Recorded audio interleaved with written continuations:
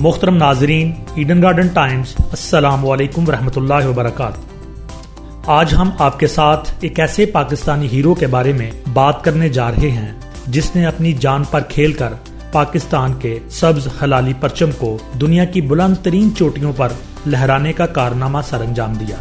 آج ہمارا یہ ہیرو محمد علی صد پارہ کیٹو پہاڑ کے ڈیتھ زون میں کہیں کھو گیا ہے۔ آج ہم اس ویڈیو میں اس کی اچیومنٹس کا ذکر بھی کریں گے اور وطن عزیز کے اس عظیم سپوت کی زندگی کے لیے دعا بھی کریں گے۔ آپ سے گزارش ہے کہ ویڈیو کو شروع سے آخر تک دیکھیں۔ اگر آپ نے ہمارے چینل ایڈن گارڈن ٹائمز کو سبسکرائب نہیں کیا تو سبسکرائب کریں اور ساتھ بیل آئیکن کے بٹن کو دبا دیں تاکہ نئی آنے والی ویڈیوز کے نوٹیفکیشن آپ کو بر وقت مل سکیں۔ تو آئیے آگے بڑھتے ہیں آج کے اپنی ویڈیو کی جانب۔ فروری 2016 میں پاکستانی کو پیما محمد علی صد پارہ نے جب موسم سرما میں -62 ڈگری سینٹی گریڈ پر نانگا پربت کو سر کیا تو انہوں نے پوری قوم کے سر فخر سے بلند کر دیے۔ پورا پاکستان محمد علی صد پارہ کے نعروں سے گونج اٹھا۔ نانگا پربت کو موسم سرما میں سر کرنا موت کے منہ میں جا کر واپس آنا تھا، لیکن ایسا تو شاید محمد علی کی سرشت میں شامل تھا۔ بقا کی جنگ تو وہ اپنے بچپن سے ہی لڑتا آیا تھا۔ سکردو کا ایک خوبصورت گاؤں صد پارہ جو ایک جھیل کے کنارے واقع ہے اور یہ جھیل بھی صد پارہ جھیل کے نام سے مشہور ہے۔ یہاں پر محمد علی نے 2 فروری 1976 کو آنکھ کھولی۔ جب محمد علی اس دنیا میں آیا تو وہ اپنے 3 جیتے جاگتے بہن بھائیوں میں آخری نمبر پر تھا۔ اس سے پہلے اس کے 8 بہن بھائی نو عمری میں وفات پاتے رہے۔ ایسا شاید صد پارہ کے ہر دوسرے گھر کی کہانی تھی۔ شمالی پاکستان کے اس خوبصورت ترین لیکن پسماندہ ترین گاؤں میں بچوں کا پیدا ہوتے ہی مر جانا ایک معمول کی بات تھی۔ محمد علی نے جب اپنی ماں فضا خاتون کے ہاں جنم لیا تو وہ اپنے پہلے مر جانے والے بچوں کے شدید غم میں مبتلا تھی۔ ماں نے عزم کر لیا کہ وہ اپنے اس بچے کو مرنے نہیں دے گی، وہ ہر وقت بچے کو اپنی نگاہوں میں رکھتی۔ ماں نے محمد علی کو 6 سال کی عمر تک اپنا دودھ پلایا۔ اس نے دودھ تب چھڑایا جب اسے امید ہو گئی کہ علی کی زندگی کو اب کوئی خطرہ نہیں۔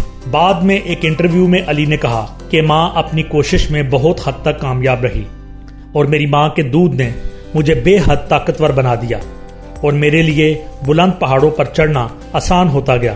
صد پارہ گاؤں اور ارد گرد کے لوگ جس کام کو کو پیمائی یا ماؤنٹینئرنگ کہتے تھے، علی صد پارہ اس کو ایک عام سا کام خیال کرتا۔ اپنے لڑکپن میں بل کھاتے راستوں سے ہوتا ہوا وہ گہرے جنگلوں کے اندر چراگاہوں میں اتر جاتا اور اپنی بکریوں سے زیادہ تیزی کے ساتھ آڑے ترچھے چٹانی رستوں پر دوڑ لگاتا۔ جب وہ اوپر پہنچ جاتا تو اسے بہت نیچے فیروزی جھیل کے کنارے باجرے کے کھیتوں کے پاس اپنے گھروں کے آثار دکھائی دیتے۔ اپنے خوبصورت گاؤں سے ان پہاڑوں تک کا سفر اس کا روزانہ کا معمول تھا۔ اوپر کی جانب دیوسائی کی سرسبز اور وسیع و عریض چراگاہیں موجود تھیں جو جنگلی پھولوں کا کمبل اوڑے ہوئے دکھائی دیتی تھیں۔ علی ان چراگاہوں سے بھیڑ بکریوں کے لیے چارہ اکٹھا کرتا، انہیں 40 کلو کے گٹھڑوں میں باندھتا اور روزانہ 40 کلو کا ایک گٹھا گاؤں تک لے کر آتا۔ پورے موسم گرما میں ایسا درجنوں بار ہوتا۔ گاؤں سے چراگاہ تک آنے جانے کا سفر 4000 میٹر پر مشتمل تھا۔ پہاڑوں سے اسے عشق تھا، وہ انہیں اپنے دل کی دھڑکن اور اپنی نبض میں محسوس کرتا تھا، لیکن وہ ان پہاڑوں کی وحشت، بے اتنائی اور بے وفائی سے بھی پوری طرح آگاہ تھا۔ علی 9 سال کا تھا جب پہاڑوں کے اوپر ڈیم ٹوٹا، گاؤں کے کنارے جھیل ابل پڑی، سیلابی ریلا گاؤں میں داخل ہوا، گھر بہہ گئے، چنار کے درخت جڑ سے اکھڑ گئے، مویشی سیلابی پانی کی نظر ہو گئے۔ سیلاب تھمتے ہی ننھے علی نے گھر کو دوبارہ تعمیر کرنے میں اپنے ماں باپ کا ہاتھ بٹایا۔ برفانی طوفانوں کا سامنا کرنا اور سیلابی ریلوں سے مقابلہ کرنا گاؤں کے ہر ذی روح کی تقدیر کا حصہ تھا۔ 19 برس کی عمر میں علی صد پارہ فاطمہ نامی لڑکی کی محبت میں مبتلا ہو گیا۔ روایات کے مطابق خود تو رشتے کو آگے نہ بڑھا سکتا تھا، لہٰذا اس کے چچا نے باقاعدہ طور پر لڑکی والوں کو محمد علی کا رشتہ بھیجا، جو لڑکی والوں نے قبول کر لیا۔ شادی کے بعد جلد ہی محمد علی اور فاطمہ کو اللہ نے ساجد کی شکل میں خوبصورت بیٹے سے نوازا۔ محمد علی صد پارہ کی پوری توجہ اپنی بوڑھی ماں، اپنی پیاری بیوی اور لاڈلے بیٹے پر مرکوز تھی۔ محمد علی نے گھر کی روزی روٹی چلانے کے لیے دوبارہ سے پہاڑوں کا رخ کر لیا۔ غیر ملکی کو پیماؤں کی مہم جوئی میں پورٹر کی نوکری اچھی روزی روٹی کا ذریعہ تھی۔ کراکرم کے پہاڑی سلسلہ میں بیس کیمپ تک 25 किलो सामान ले जाने के एक पोर्टर को रोजाना के $3 मिल जाते थे। K2, ब्रॉड पीक और गशरब्रम की पहाड़ियां और इनकी तरफ जाने वाले रास्ते उसके लिए जाने पहचाने बन गए। अभी उसके अंदर इन पहाड़ों को सर करने की तमन्ना पैदा न हुई थी। वो तो सिर्फ ये ख्वाब देखता कि उसको ले जाने के लिए लोड मिले, और अगर वापसी पर भी लोड मिल जाता तो उसकी खुशी की इंतहा न रहती। इस तरह डबल कमाई हो जाती। उसे अपनी रोजी रोटी से गरज थी। अभी दूसरे कोपेमाओं की तरह मुकाबले की लो उसकी आंखों में रोशन ना हुई थी। पहाड़ों को सर करने की सरखुशी जो कोपेमाओं को हासिल होती थी, उसके जायके से अली सतपारा भी आगाह ना था। वक्त गुजरने के साथ साथ अली सतपारा तकनीकी एतबार से एक माहिर कोपेमा बनता गया। वो बुलंदियों पर बर्फों और हवाओं से लड़ने का माहिर हो गया। वो ग्लेशियर के मूड और उसके इरादों को भांपने लगा। लुढ़कती बर्फ और गहरे शगाफों से उसकी दोस्ती हो गई। अब वो पोर्टर के साथ साथ एक प्रोफेशनल क्लाइंबर भी बन गया। पोर्टर के तौर पर वो 20 बार माउंट एवरेस्ट, K2, नांगा पर्वत, ब्रॉड पीक के करीब तक जा चुका था। यूरोपीय कोपेमाओं के साथ अली सतपारा अपने पोर्टर साथियों के साथ सामान और ऑक्सीजन के सिलेंडर उठाए 8000 मीटर से बुलंद मकाम तक जाता। वहां कोपेमाओं के लिए हैमे गाड़ता, उनके खाने पीने का बंदोबस्त करता, उनको गैस सिलेंडर पहुंचाता। हर मर्तबा उसकी आंखों के सामने यूरोपीय कोपेमा समिट मुकम्मल करते, अपने मुल्क का परचम सर बुलंद करते, विक्ट्री का निशान बनाते और वापस खैमे तक आते। यहाँ अली सतपारा अपने पोर्टर साथियों के साथ उनका इस्तकबाल करता। खैमे उखाड़े जाते और सामान कांधों पर लादे वापसी का सफर शुरू हो जाता। और फिर अली सतपारा ने फैसला कर लिया कि अब वो अपने वतन की खातर तमाम 8000 पहाड़ों को सर करेगा। नाजरीन की इंफॉर्मेशन के लिए दुनिया में 14 8000 पहाड़ हैं, यानी 8000 मीटर से बुलंदी पर वाक़या ये चोटियां मौजूद हैं, और इनमें से 5 8000 पहाड़ वतन अजीज पाकिस्तान में हैं। एक मर्तबा अली ने इंटरव्यू देते हुए कहा, पहाड़ चढ़ने के 2 ही नताइज होते हैं, जिंदगी या मौत, और किसी भी नतीजे को भुगतने के लिए आपके अंदर हौसला होना चाहिए। और अली के अंदर ये हौसला भरपूर तौर पर मौजूद था। 2006 से 2015 तक अली सतपारा ने सिर्फ गैर मुल्की कोपेमाओं के लिए सामान उठाया और 8000 मीटर से ऊपर तक उन्हें ले जाता रहा।